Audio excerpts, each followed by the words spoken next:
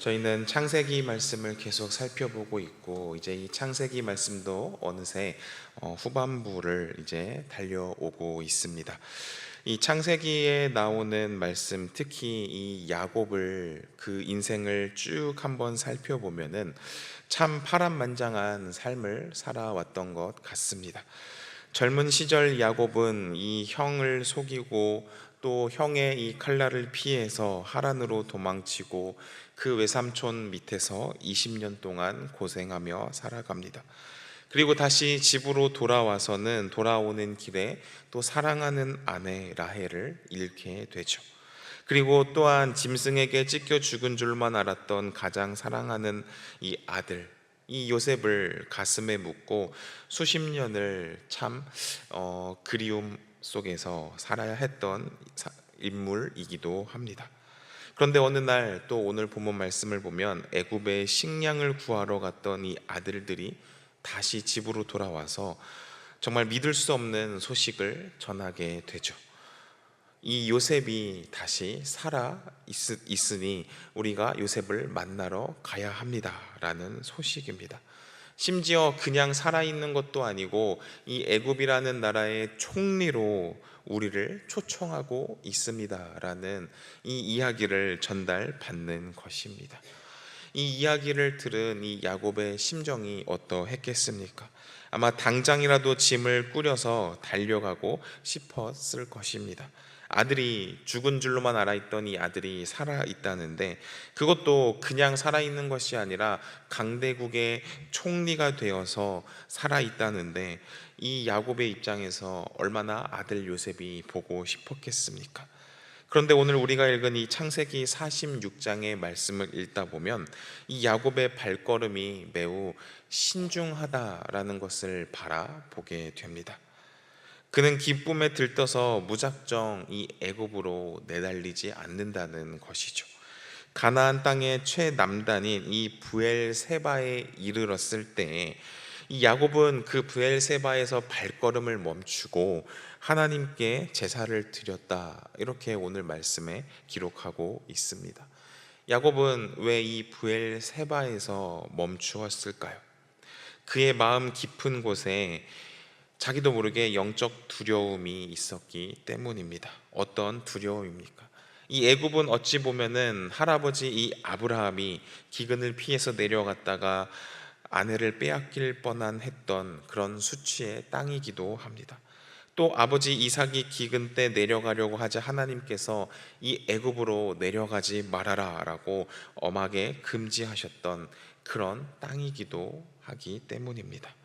그래서 아들을 보고 싶은 내 육신의 정에 이끌려서 하나님이 주신 이 언약의 땅, 이 가나안 땅을 벗어나서 애굽으로 내려가는 것이 과연 진정으로 하나님이 원하시는 것일까? 그래서 이 야곱은 브엘세바에서 잠시 멈추어 하나님께 먼저 기도를 하는 그 모습이 오늘 본문에 실려 있는 것입니다. 우리는 또한 이 야곱의 모습을 살펴보면서 브엘세바에서 보여준 이 멈춤의 모습, 그리고 이 야곱에게 찾아와서 두려움을 거두어 주시는 하나님의 이 따뜻한 음성, 이 말씀을 살펴보고자 합니다. 또한 이 말씀을 통해서 우리는 우리의 인생 동안 불확실한 그 미래와 그리고 이 두려움이 몰려올지라도 우리를 완전하게 인도하시는 이 하나님의 섭리를 굳게 붙잡는 그런 은혜가 있기를 소망합니다. 말씀을 자세히 살펴보면 오늘 본문 1절과 2절을 보면은 이 브엘세바에 이르러서 하나님께 희생제사를 드리는 이 야곱의 모습이 나옵니다. 그리고 이 희생제사를 드리고 있을 때 하나님께서 야곱에게 나타나셔서 야곱을 부르시는 장면이 2절 말씀에 등장하죠. 이야기했던 것처럼 이 브엘세바는 가나안 땅 마지막 경계선입니다. 이곳을 넘어가면은 이제 애굽 땅에 이르게 되는 것입니다. 야곱은 이 경계선에 멈추어 서서 하나님께 제사를 드리고 있는 것입니다. 여기서 이 야곱의 완전히 변화되어진 그 모습을 바라보게 되는 것이죠. 야곱은 옛날 어떠한 모습이었습니까? 어렸을 시절에 이기적이고 얍삽한 그 야곱의 모습이 이제는 성숙해져서 믿음의 사람, 이 이스라엘로 어떻게 변화되었는가라는 그 모습을 바라볼 수 있는 것입니다. 아마 과거 야곱의 모습이었다면 어떠한 모습이었을까요? 당장 장자의 축복을 가로채고 이 외삼촌 라반의 집으로 도주했던 그런 급한 성격 그대로 앞뒤 생각하지 않고 요셉에 살아있다는 소식을 듣고 바로 돌진했을 것입니다. 그러나 산전수전을 다 겪고 그리고 인생의 주권은 나에게 있는 것이 아닌 하나님께 있다라는 것을 깨달은 이 노년 야곱은 이제 완전히 그 모습이 달라진 것입니다. 아무리 내 감정이 요동치고 그리고 상황이 완벽하게 열려 있고 그리고 누가 봐도 이것이 이익이다라는 것이 내 눈앞에 보여도 하나님의 결제가, 하나님의 허락이 떨어지지 않으면 함부로 움직이지 않는, 이 약속의 땅을 벗어나지 않는 그런 신중한 모습을 우리는 바라보게 되는 것입니다. 이 야곱의 모습을 보면서 어찌 보면 이것이 가장 아름다운 멈춤의 영성이지 않는가라고 생각해 봅니다. 우리 또한 상황이 좋아 보이거나 그리고 내 감정이 요동쳐서 이끌리면서 기도 없이 어떠한 일을 결정할 때가 우리 삶 속에 많이 있습니다. 조건이 이렇게 좋은데 당연히 이것은 누가 봐도 하나님의 뜻이겠지라고 하면서 하나님이 정하신 그 선을 넘어갈 때가 많이 있습니다. 그러나 우리는 오늘 이 야곱의 모습을 살펴보면서 인생의 중요한 결정을 내릴 때 우리의 생각보다는 그곳에서 잠시 멈추어, 야곱이 이 브엘세바에서 멈추어 하나님께 예배했던 것처럼 우리도 잠시 멈춰서서 하나님의 뜻이 무엇인지 먼저 하나님께 묻고 넘어가는 그 모습이 필요하다는 것입니다. 내 육신의 본능과 나의 감정의 속도를 잠시 늦추고 하나님 앞에 제단을 쌓으며 하나님께 먼저 뜻을 물어야 한다는 것입니다. 주님, 제가 이 길로 가는 것이 맞습니까? 이 겸손한 멈춤의 모습이 있을 때 하나님은 비로소 우리의 길을 더욱더 확고히 이끌어 주신다는 것입니다. 오늘 말씀에서도 야곱은 하나님께 먼저 묻습니다. 그리고 하나님은 즉각적으로 환상으로 나타나서 야곱에게 말씀해 주시죠. 3절과 4절의 말씀을 보면 이렇게 기록합니다. 3절 4절 말씀을 제가 한 번 더 읽겠습니다. 하나님이 이르시되 나는 하나님이라 내 아버지의 하나님이니 애굽으로 내려가기를 두려워하지 말라. 내가 거기서 너로 큰 민족을 이루게 하리라. 내가 너와 함께 애굽으로 내려가겠고 반드시 너를 인도하여 다시 올라올 것이며 요셉이 그의 손으로 내 눈을 감기리라 하셨더라. 아멘. 하나님은 이 야곱의 마음속에 있는 두려움을 정확하게 꿰뚫고 계셨던 것입니다. 애굽으로 내려가기를 두려워하지 말아라. 야곱이 왜 애굽을 두려워했겠습니까? 이 거대한 세상의 제국에 압도될까봐, 또한 이 이방 문화와 동화되어서 언약 백성의 정체성을 잃어버릴까봐 두려운 마음이 있었던 것입니다. 그러나 하나님은 이 애굽으로 내려가는 야곱의 모습이 인간적인 도피가 아니라 큰 민족을 이루기 위한 이것도 하나님의 하나의 계획이다라는 것을 분명히 밝혀주고 계시는 것입니다. 가나안 땅은 비록 약속의 땅이지만 이 70명의 가족이 머물기에는 어찌 보면 아직 온전한 상태가 아니었습니다. 그래서 하나님께서는 이 애굽 고센 땅으로 이 야곱의 가정을 옮겨서 이 고센 땅에서 다시금 하나님께서는 영적 훈련을 시키시는 것입니다. 그래서 이 야곱의 가족들은 이 고센 땅으로 옮겨지게 되고, 그리고 나중에 말씀을 살펴보면 야곱의 가족은 그 애굽 땅에서 60만 명, 즉 200만 명이 넘는 거대한 민족으로 성장하게 되는 것을 우리는 바라보게 되는 것입니다. 어찌 보면 이 야곱의 가정이, 이 야곱의 모습이 마치 내리막길을 걸어가는 것 같지만 하나님께서는 그곳을 훈련장으로 쓰고 계신다는 것을 우리는 깨달을 수 있는 것입니다. 그리고 하나님께서는 야곱에게 이러한 세 가지 약속을 하시죠. 어떠한 약속입니까? 내가 거기서 너로 큰 민족을 이루게 할 것이다. 그리고 두 번째 약속은 내가 너와 함께 애굽으로 내려갈 것이다. 그리고 세 번째는 반드시 너를 인도해서 다시 올라올 것이다 라고 약속하십니다. 얼마나 확실하고 위로가 되는 약속입니까? 이 가나안 땅이라는 지리적인 공간이 중요한 것이 아니었습니다.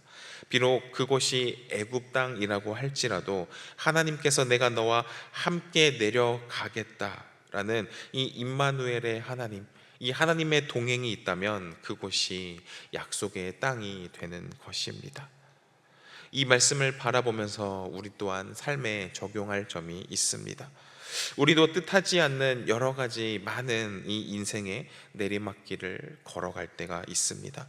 원치 않던 낯선 환경, 어찌 보면 또 이 질병의 골짜기, 아니면 경제적으로 내몰려서 두려워하는 그런 경우들이 참 많이 있습니다. 하지만 이 야곱과 함께 해주신 임마누엘의 하나님이 우리와도 함께 해주신다는 것을 우리는 기억해야 하는 것입니다. 하나님께서는 우리를 고난의 훈련소로 보내시지만 그 고난의 훈련소에서 그저 고난만 당하게 두시는 것이 아니라 그 고난의 훈련소에서 우리의 믿음을 성장시키고 그리고 하나님이 정하신 그때에 다시 올라오게 하신다는 것을 믿고 우리는 하나님의 뜻에 따르며 순종하면 되는 것입니다. 하나님의 이 확실한 응답과 그리고 하나님의 위로를 받은 야곱은 더 이상 지체하지 않고 애굽으로 향하게 됩니다.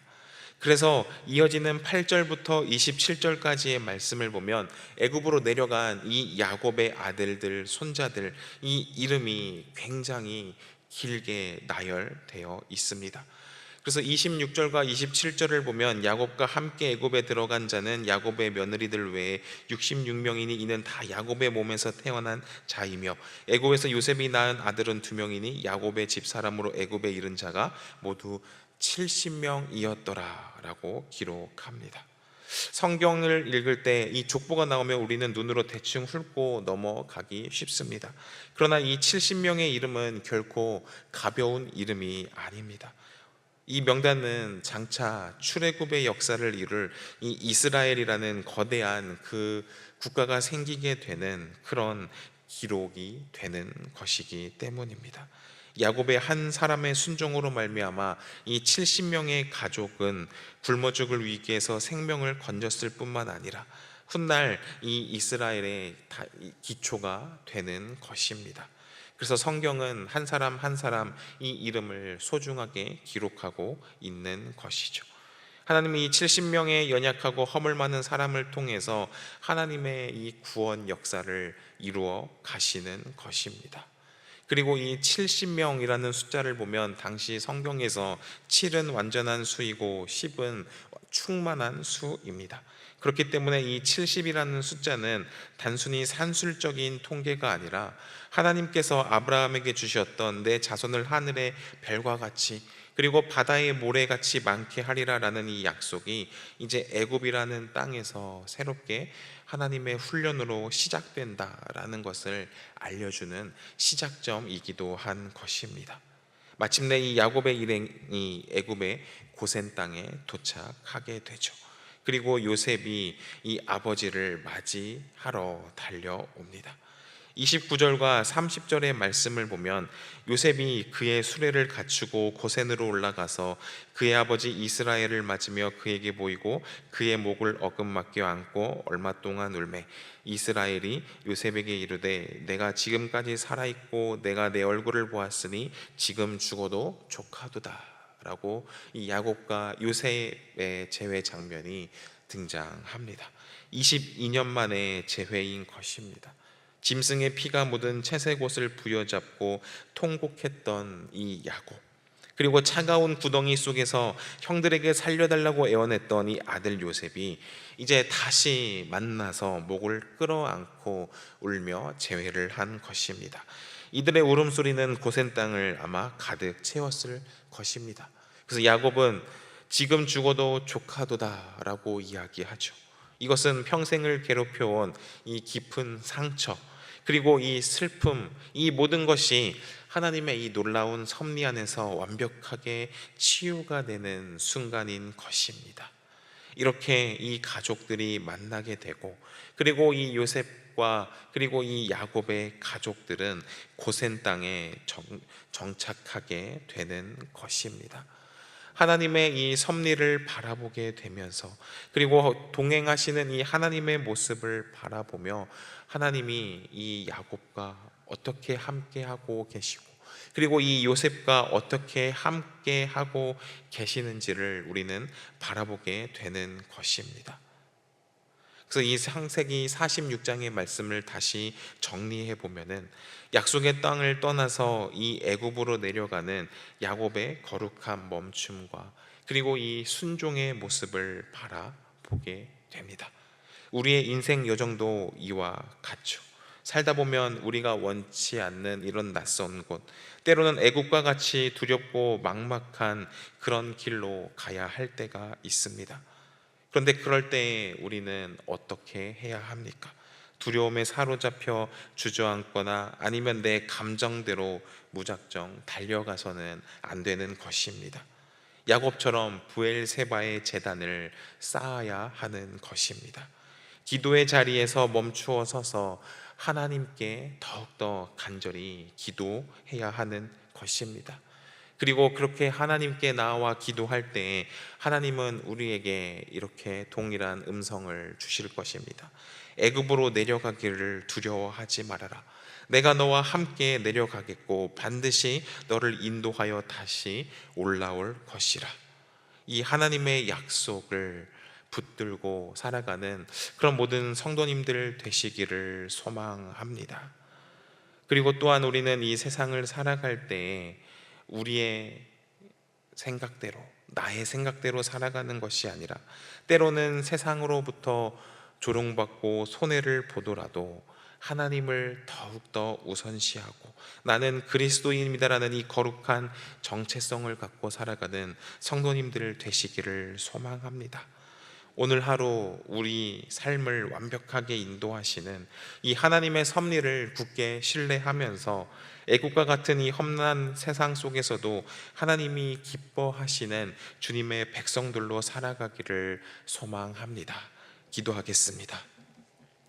우리의 피난처가 되시며 어느 곳으로 가든지 임마누엘로 동행하시는 하나님 아버지, 우리가 창세기 46장의 말씀을 통해서 두려움을 이기고 하나님의 섭리 안으로 발걸음을 내딛는 이 야곱을 바라보게 하시니 감사합니다. 우리는 눈앞의 이익 앞에서는 기도 없이 섣불리 달려가고 반대로 인생의 내리막길과 불확실한 미래 앞에서는 쉽게 두려워하며 낙심합니다. 우리가 앞으로는 그런데 이러한 삶을 살기보다 하나님께 먼저 나아가서 이 부엘세바의 제단을 쌓았던 이 야곱의 모습을 바라보게 하여 주시옵소서. 하나님의 뜻을 묻고 주님의 인도를 구하는 기도의 사람이 되게 하여 주시옵소서. 그리하여서 내가 너와 함께 하리라 라는 이 약속의 말씀을 붙들고 살아가게 하여 주시옵소서. 그리하여서 우리와 날마다 동행하시는 이 하나님을 경험하고 또한 그 경험한 하나님을 또 세상 밖으로 나아가서 전하며 살아가는 주님의 백성들 되게 하여 주시옵소서. 감사드리며 예수 그리스도 이름으로 기도합니다. 아멘.